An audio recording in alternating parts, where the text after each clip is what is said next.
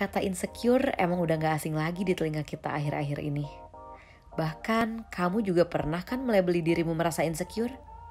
Biasanya perasaan tidak aman ini muncul ketika kamu merasa tidak mampu, tidak layak, atau merasa tertinggal dengan orang lain. Padahal kalau kamu bisa masuk ke dalam pikiran orang lain, pasti kamu juga menemukan insecurity pada mereka. Alias semua orang pernah merasakannya.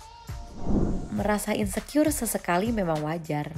Tapi kalau perasaan ini malah menghambat kamu melakukan kegiatan dan membuatmu menghindari interaksi dengan orang lain, kamu perlu untuk mengelola insecurity ini. Tonton video ini sampai selesai ya, biar kamu tahu tentang insecurity dan bagaimana cara menghadapinya.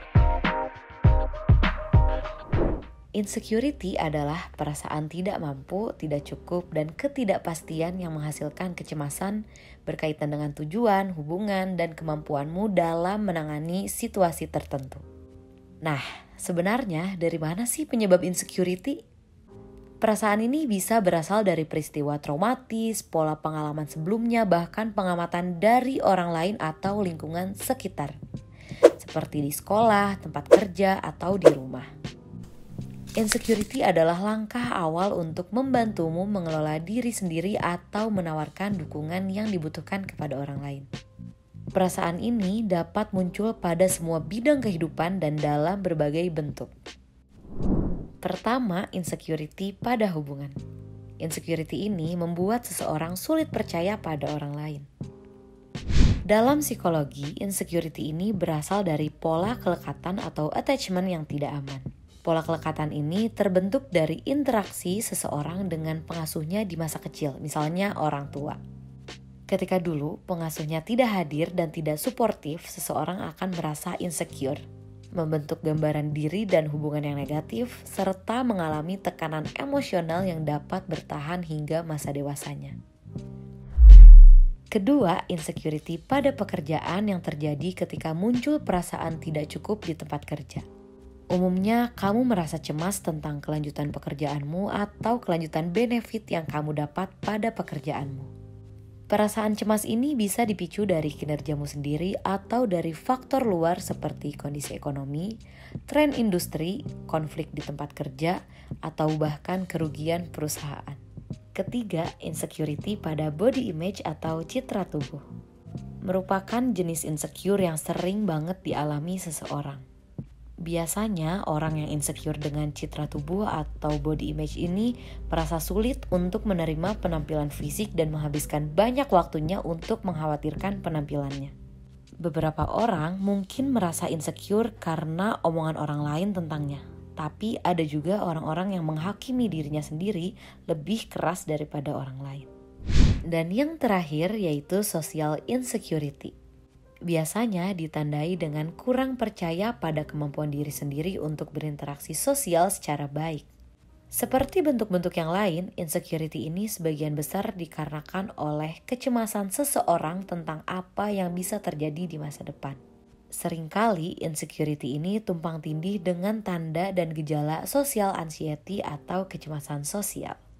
Lalu, bagaimana sih cara untuk mengelola insecurities tersebut?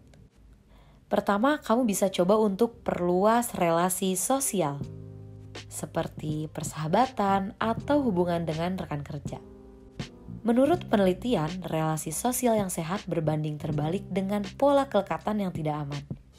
Memiliki koneksi dan teman dekat akan membuatmu mengembangkan kepercayaan diri pada hubungan dewasa yang intim. Mengembangkan pertemanan yang baik di tempat kerja atau di luar tempat kerja juga terbukti menjadi strategi coping stres yang membantu mencegah insecurity pada pekerjaan, depresi, dan kecemasan umum. Sebaliknya, orang-orang yang tidak terlibat dengan rekan kerjanya cenderung memiliki masalah kesehatan mental dan penurunan kinerja. Selain itu, berlatih untuk menumbuhkan kepercayaan. Rasa insecurity dapat membuatmu ragu dan menolak segala hal, mulai dari hubungan dengan pasangan hingga kenalan baru. Sehingga kamu merasa tidak nyaman untuk berbagi pengalaman dan perasaan dengan mereka. Cobalah untuk bersikap terbuka kepada orang yang kamu cintai ataupun profesional di bidang kesehatan mental dan kesehatan fisik. Terakhir, coba untuk fokus pada hal positif, termasuk self-talkmu. Bagaimana kamu berbicara kepada diri sendiri dan caramu melihat dunia akan berdampak besar pada insecurity. Orang-orang yang berbicara kepada diri sendiri secara lebih positif menantang self-talk negatif mereka, lebih fokus pada masa depan dan menemukan hal-hal baik di dunia sekitar. Mereka cenderung merasa lebih aman dan nyaman, mungkin terasa seperti konsep asing pada awalnya, tapi mereka terbayar dalam jangka panjang.